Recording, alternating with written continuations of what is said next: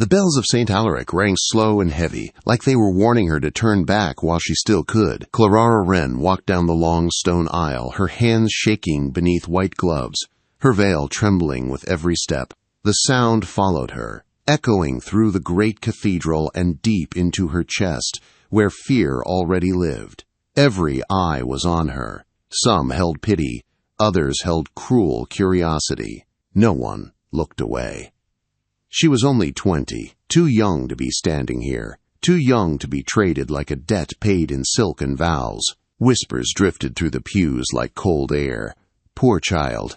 Sold before she ever lived. Clara kept her head high. She would not cry in front of them. She would not give them the pleasure. The cathedral felt cold despite the candles. Blue light from stained glass washed over the floor, making everything look distant and unreal. Outside, thick November fog pressed against the windows, hiding the world beyond, as if even the sky did not wish to watch this wedding.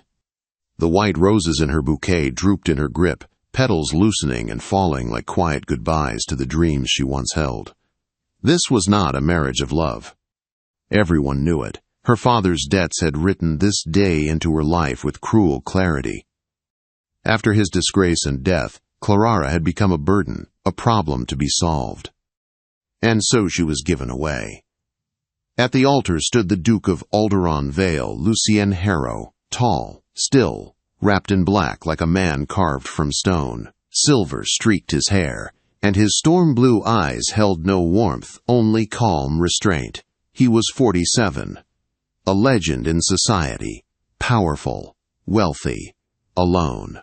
They whispered that he had buried love long ago. When he turned to face her, Clara felt the weight of him, not his body, but his history. His gaze did not burn or judge. It simply rested on her, steady and unreadable, like a door already closed. His shoulders were broad, his posture perfect. He looked every inch the Duke people feared and respected. Earlier that morning, her stepmother had adjusted her veil with sharp fingers and sharper words. Be grateful. A girl without dowry has no right to dreams. Clara remembered swallowing the pain, letting it sink where it would not show. Gratitude, they called it. Survival felt more honest. She spoke her vows with lips that barely obeyed her. The words tasted like surrender. When the Duke answered, his voice was deep and controlled, like distant thunder across empty land. No passion lived there, only duty. The ring slid onto her finger. Cold, heavy, old. It felt less like a promise and more like a chain. Generations of duchesses had worn it before her. Clara wondered how many had smiled, and how many had felt as trapped as she did now. There was no kiss when the ceremony ended. The Duke bowed instead, formal and distant. The priest declared them bound. The book recorded her new name, and just like that, Clara Wren disappeared. In her place stood the Duchess of Alderaan Vale. The carriage ride passed in silence. Fog followed them through the city and out into the countryside. Clara stared at her gloved hands, her heart pounding with questions she dared not ask. Beside her the Duke sat rigid, his signet ring catching lantern light. The space between them felt too close and impossibly far all at once. At last he spoke. You need not fear me. His voice was softer than she expected. Clara did not answer. Fear was all she knew. Alderaan Hall rose from the dark like something ancient and watchful. Towers, stone, windows, glowing faintly. The carriage stopped, gravel crunching beneath the wheels with final certainty. Servants lined the entrance, eyes curious but faces controlled. Portraits of long dead duchesses watched her pass, their painted eyes calm and resigned. Inside, the manor was vast and cold despite the fires. Marble, shadow, silence. A clock chimed somewhere deep within, each note making Clara feel smaller. You may rest tonight, the Duke said evenly. No demands will be made of you. He gestured to the housekeeper and withdrew, his footsteps fading into the depths of the house. Her bridal chamber was beautiful and terrifying. A large bed, golden walls, a mirror that showed her pale face, staring back like a stranger. She removed the pins from her hair one by one, each falling like a quiet tear. Hours passed. Candles burned low. The house whispered around her. Then came a soft knock. Her heart raced. This was it, the moment she had feared since the bells began to ring. "Enter," she said, her voice steadier than her hands. The Duke stepped inside, calm and distant. He did not approach the bed. Instead, he placed a small velvet box on the table. "Your first wedding gift," he said quietly. He bowed once and left, closing the door behind him. Clara stood frozen, staring at the box. Relief and confusion twisted together inside her. Her fingers trembled as she reached for it, unaware that everything she believed about her fate was about to change. Clara did not open the velvet box at once. She stood beside the table for a long moment, listening to her own breathing. To the distant, settling sounds of Alderaan Hall, the house seemed to wait with her, as if it too wished to know what the Duke had left behind. At last, she lifted the lid. Inside lay a silver key and a folded note sealed with dark wax. No jewels, no command, just the quiet weight of something unfamiliar. Choice. Her hands shook as she broke the seal and unfolded the paper. "This key unlocks your chamber. You are free to close your door or open mine. The choice shall always be yours. No one should be forced to love."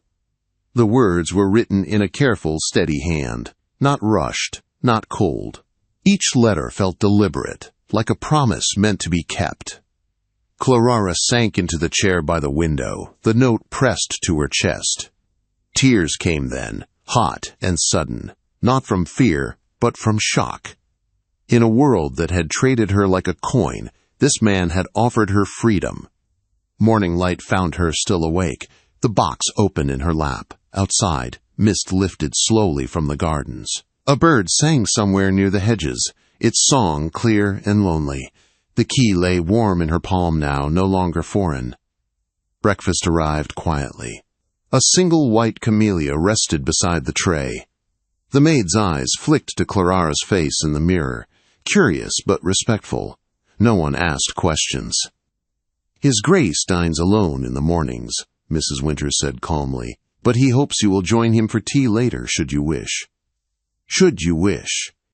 The words followed Clara as she explored the manor that day. She walked through long galleries lined with tapestries and portraits. She traced fingers along bookshelves thick with dust. This house was not cruel. It was lonely. In the music room, she lifted the cover of a grand piano and pressed a single key.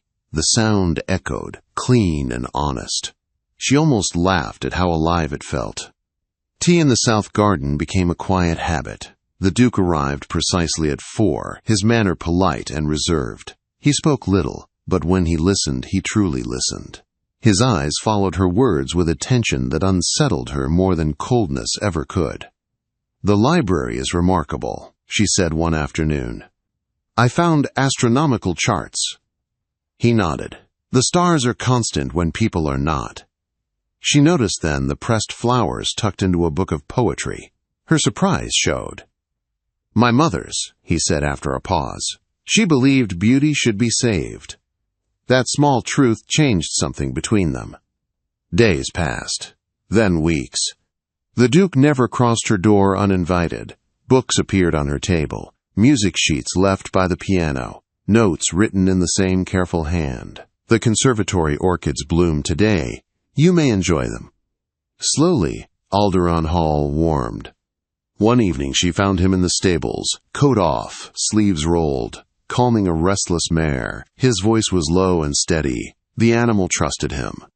Clara watched without being seen, and felt something settle in her chest.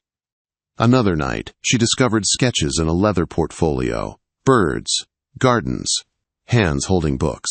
His hands. The care in the lines spoke of patience, not power. The house was changing, or perhaps she was. Then came the storm. Thunder rolled over the moors, rain striking the windows like restless thoughts. Clara walked to the library, drawn by the firelight. The Duke stood there alone, his back to her, a glass untouched in his hand. "You freed me," she said softly.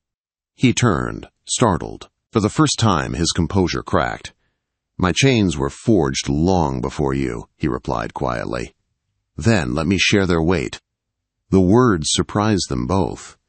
They stood close, firelight casting gold across their faces. No demands, no titles. Just two people standing at the edge of something unknown. "I never meant to trap you," he confessed. "I accepted because I could spare you worse." "And what of you?" she asked. "Do you choose solitude?" Silence answered first, then truth. "I learned to live without hope." Clara reached into her pocket and drew out the silver key. It gleamed between them. "You gave me freedom," she said. "Now I choose." He took the key and placed it on the mantel. No more locks. When he kissed her hand, it was gentle and reverent. Not ownership, gratitude. The storm softened. The fire burned low. And for the first time, Alderaan Hall did not feel like a place of endings, but of beginnings, waiting to be named. Morning arrived softly at Alderaan Hall, as if the house itself had learned a new way to breathe.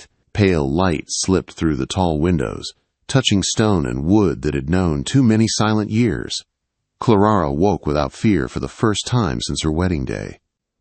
The Duke did not claim the night. He did not cross a boundary she had not opened. Instead, he honored the choice she had given, and in doing so, deepened it.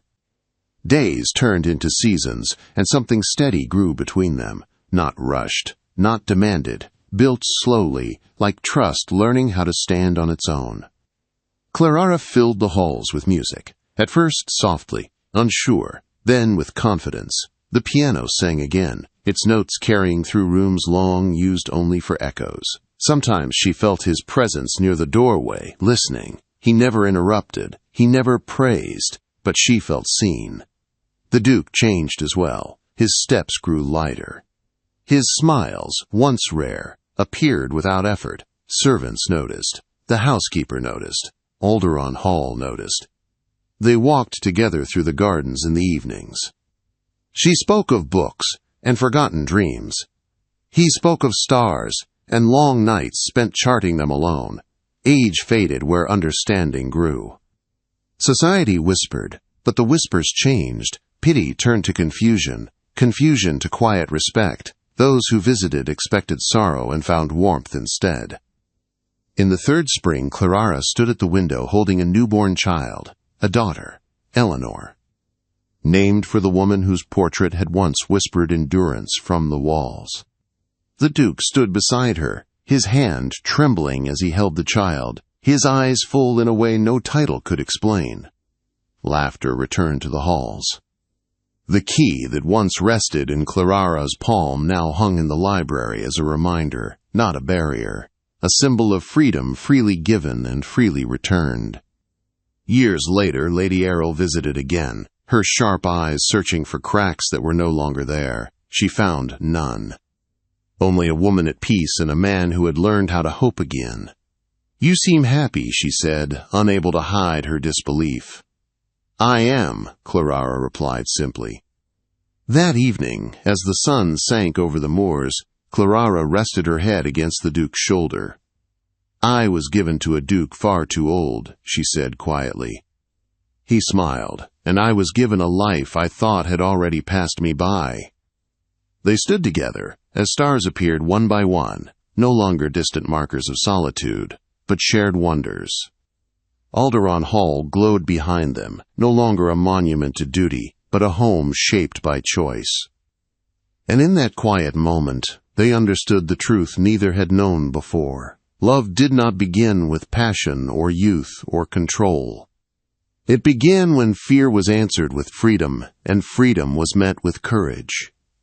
That was the Duke's first gift, and it changed everything.